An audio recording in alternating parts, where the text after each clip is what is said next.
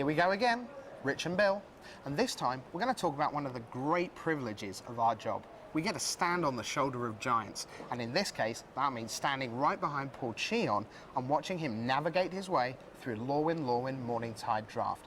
Now, Bill, you were right there as he takes the picks. By definition, because he's at 8-1, he's going to have some big names around him. Who was he with? Well, actually, Rich, it was a really tough pod. John Finkel was one of the people that was sitting there. Nate Siftar, we talked about earlier, the 8-1 American. But for Paul, he was between Guillaume Wafo-Tapa, who fed him for 2 packs, and to his other side was Chang Chua, the Singaporean that we've been talking about, who's been having a very solid weekend. So if Chang keeps things up, you know, we've got 2 solid players on either side there. Okay, now we already know that Cheon has drafted 3 archetypes, and he's very much a fan of saying know all the decks that are out there, because even if you don't want them, you at least know what's in them, you know their strengths, their weaknesses. It means there are no surprises coming across the table at you.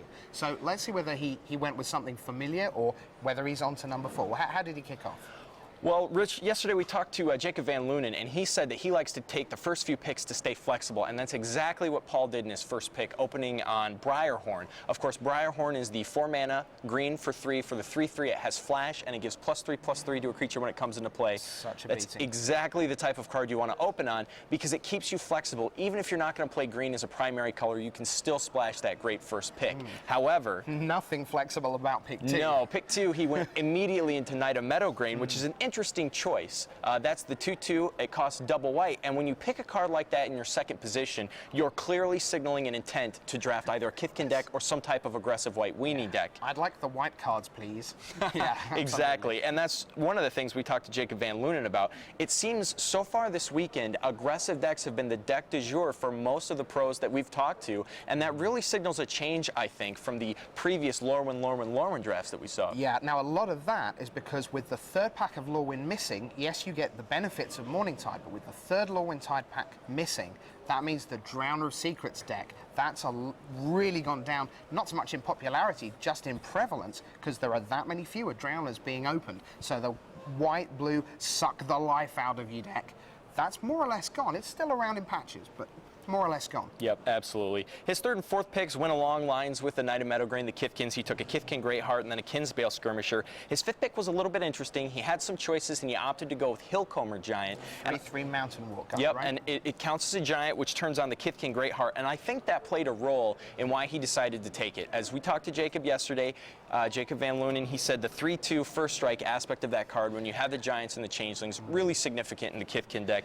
and having evasion doesn't hurt. Yeah, what's important about that is that there are so many two drops out there at 2/2 and 2/1 that if you're the aggressive deck, you see your opponent put these guys down like a woodland changeling, and it's so miserable. You go, yeah, that's hard to fight through.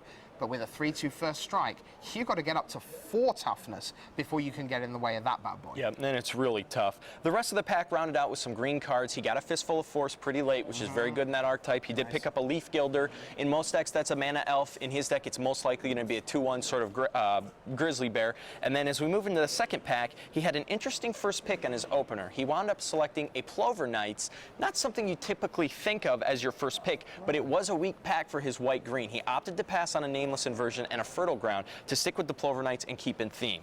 The second pick really helped him out, and it's actually interesting what he didn't take over it. He opted to take Wizened Send. Yep. So again, taking the double white casting cost, 2-drop, and the card he passed for it, Briarhorn. Which was his first pick from the first pack, yeah. Exactly. So he's sticking with that. And he adds a Kithkin Healer, Kinsbale Balloonist.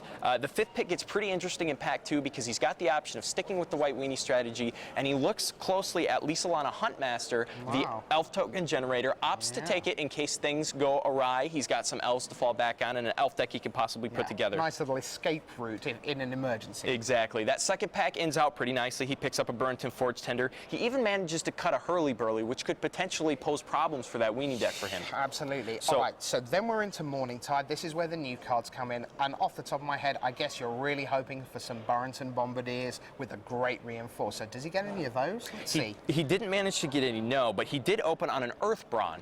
another reinforced card. Yeah. Not always something you think of as a first pick, but again, when you're drafting these aggro decks, you're not looking at taking a best card per se. You're taking the best card for your deck, and that's exactly what Paul went right into doing, taking the Earthbound first pick. The second pick, he had a really tough choice. He had a second Earthbound to look at, a Kithkin Zephyronaut, which we discussed yesterday. It's the 2/2. Sarah Angel. Yep, it turns into Sarah Angel, and a preeminent captain. Wow. So a rare that's actually helpful for him, and of course Paul couldn't resist the temptation. He had to take the rare, and that's exactly what he did. But fortunately for him, believe it or not, that Kithkin Zephyronaut tabled. So despite from 3 the fact, to 11? Exactly. It went all the way around, came back. He still managed to snag it, despite the fact that he wasn't able to take it the second one. Now, we were talking with Devon Lowe about one of the great things in this particular block is the idea that cards like the Zephyronaut, they're incredibly powerful, or can be, in the right slot, but in most of the other decks, basically worthless. So you get to play with very powerful cards that don't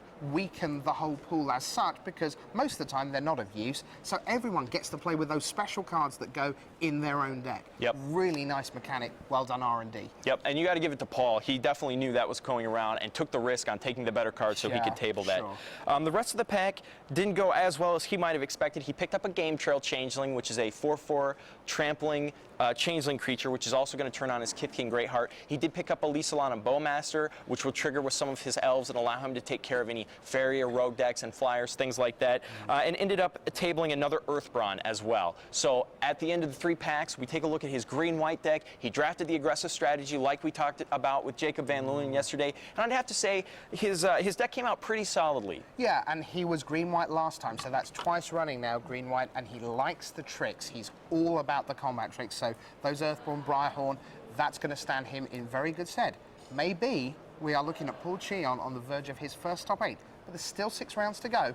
Join us again when more rounds will have been played, more people in, more people out, and we'll tell you all about that when we come back on Tournament Centre in Kuala Lumpur. Until then, Rich and Bill, bye.